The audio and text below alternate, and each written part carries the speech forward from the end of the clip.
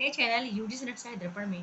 तो फ्रेंड्स, आपने देखा कि काफ़ी मित्रों को इसका इंतज़ार था, इस वैकेंसी का काफ़ी मित्रों को बहुत इंतज़ार था कि ये कब आए और कब आप इसमें अप्लाई कर पाएँ और आप अपने मुकाम को हासिल कर पाएँ। तो फाइनली ये भर्ती आ चुकी है, सीधी भर्ती है, बिल्कुल मतलब एग्ज़ाम के बाद डायरेक्ट आपका सिलेक्शन होना है, ठीक है?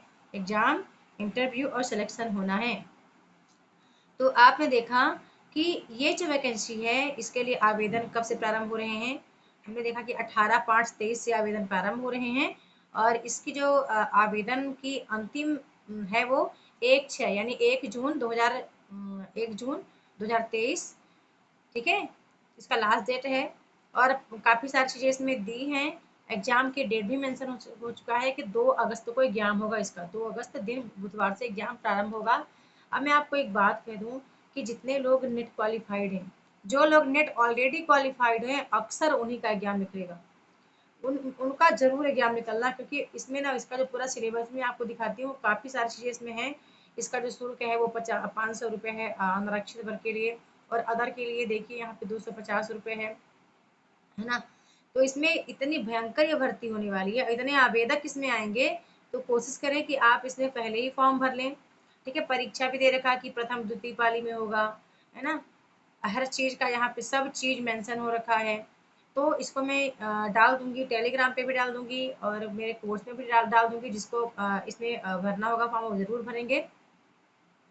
काफ़ी सारी चीज़ें इसके संबंध में ऑलरेडी मेंशन है, ठीक है। उच्च माध्यमिक शिक्षक चयन परीक्षा संबंधी विभागीय नियम बहुत से यहाँ पे दिए गए हैं, तो ये आपके लिए नियम नहीं है, ठीक है। अब आपको ये है कि आप किस पद के लिए आप भरने जा रहे हैं, ये भी आपको थोड़ा सा देख लेना है अच्छे।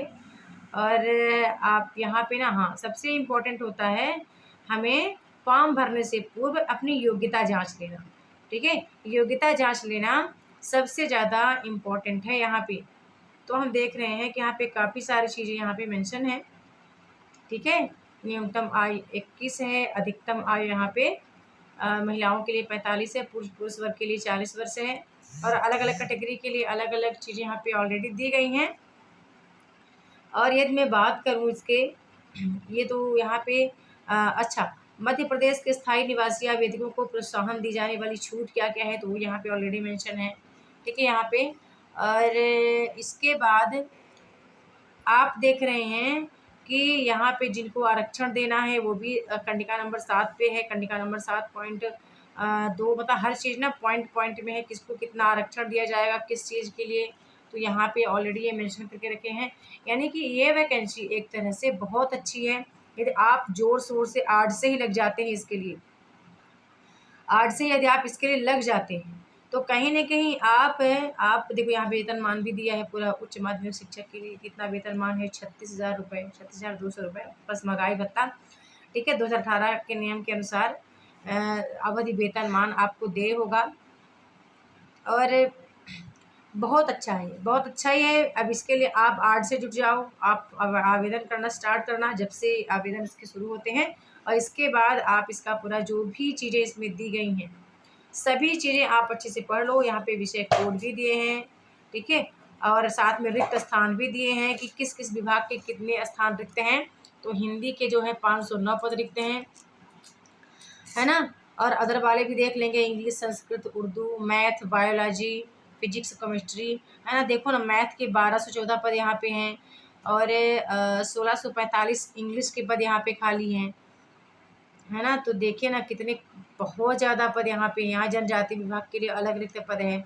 अब यहाँ पे देखिए हिस्टोरी के लिए है, पॉलिटिकल साइंस के लिए है।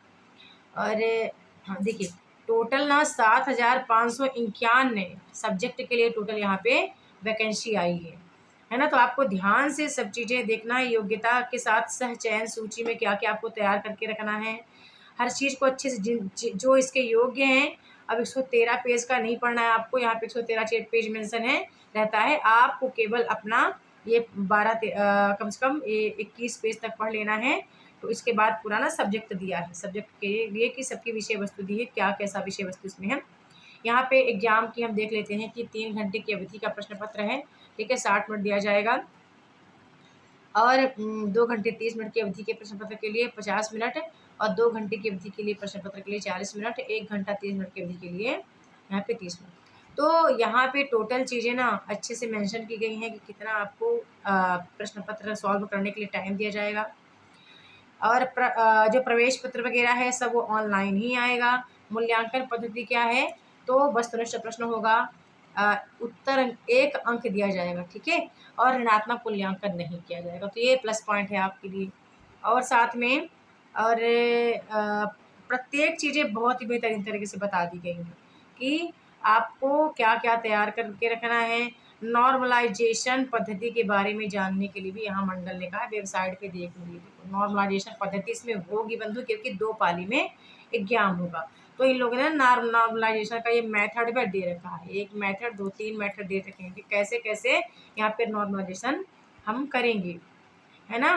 तो ये भी आपको, अब इसको भी आपको क्या करना है, इस पर भी आपको अच्छे से अपनी समझदारी रखनी है, ताकि बाद में आपको ये ना अफसोस हो कि हमारा नहीं हो पाया हमारा चयन, है ना।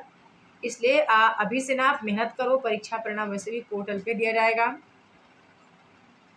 और यहाँ पे मध्य प्रदेश कर्मचारी चयन बोर्ड भोपाल का कार्य लिखित परीक्षाओं का संचालन और उसका परिणाम घोषित करना मात्र होगा। ये मंडल का काम है, मंडल खुद इसको घोषित कर लेगी। इस पर आपको ज़्यादा विचार विमर्श करने की आवश्यकता नहीं है। अब यहाँ से आ जाते हैं, ये ऑनलाइन फॉर्म भरने का सब कुछ दिया है कि आपको फ़ोटो कैसे चाहिए, तो ये सब चीज़ें उनका काम है। आप जिसके पास फॉर्म फिल करने जाएंगे ऑलरेडी वो सब आपको बता देंगे, हस्ताक्षर, फ़ोटो, क्या क्या दस्तावेज चाहिए, वो खुद आपको सब चीज़ें बता देंगे। एमपी ऑनलाइन कियोस्क के माध्यम से आवेदन फॉर्म भरने की जो विधियाँ हैं, इसका आपको ज़्यादा टेंशन नहीं रखना है, वो खुद बताएंगे। आपको सबसे ज़्यादा इम्पोर्टेंट है आपके लिए ये देखना कि हमारे विषय, हमारा सब्जेक्ट में इन्होंने पाठ्यक्रम में क्या क्या रख दिया है, ठीक है। ये देखो यहाँ पे सब चीज़ें, आवेदन भरने की समय अवधि, टोटल चीज़ें यहाँ पे दे रखी हैं, प्रारंभिक तिथि, अंतिम तिथि, ठीक है, फिर से यहाँ पे सब कुछ दिया है। और ये अब देखें, इसके बाद हम डायरेक्ट कहाँ पे आते हैं बंधु, ये अच्छा, इस यहाँ पे शहर का नाम भी दे रखा है, ठीक है। ये प्रश्न पत्र भी दे रखा है कि प्रश्न पत्र कितने में संख्या क्या क्या कितनी रहेगी हर विषय का, और साथ में शहर का नाम भी दे रखा है कि आप किस शहर से आवेदन कर सकते हैं। हम आते हैं हिंदी विषय पे, उच्च माध्यमिक शिक्षा चयन परीक्षा हिंदी विषय। अब मैंने ऐसा क्यों कहा कि नेट क्वालिफाइड ही इसको निकालेंगे, क्योंकि टोटल सिलेबस नेट का है। थोड़ा सा इसमें मिस्टेक है, मतलब थोड़े से अलग अलग यहाँ पे भी 20 यूनिट रखे इन्होंने।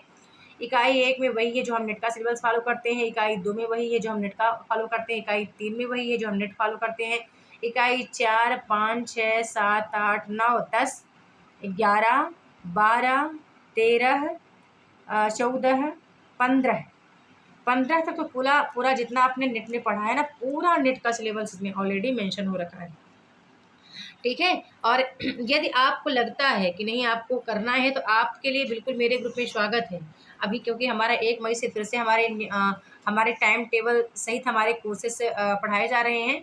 तो बहुत सारी चीज़ें आपको यहाँ पे देखने को मिल जाएंगी।